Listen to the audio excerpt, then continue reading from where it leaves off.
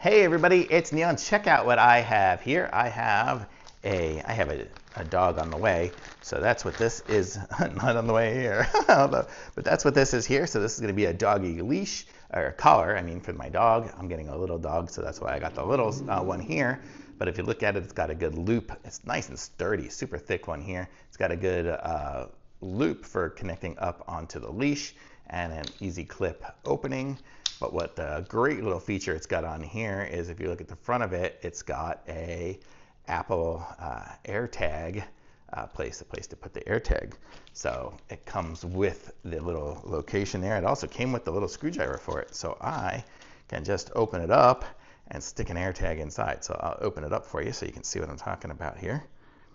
Hopefully I won't lose these little screws. They are very small. Actually, they're not as small as I thought they would be.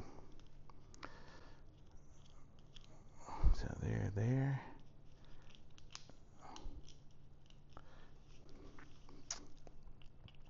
And this is the small size, so you can see how small it is. And this, it still could be adjusted even a little bit smaller, and definitely somewhat larger as well. So you could fit, this one here is probably good for a good 10 to 15 pound dog. Okay, so there it's all open.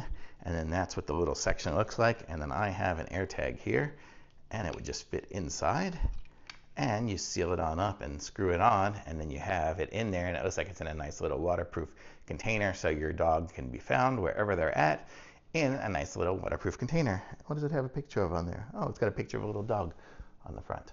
So there you go. So that's how you can always be able to find your dog and not have them lose their Airtag. So totally awesome. I like it. Thumbs up for sure.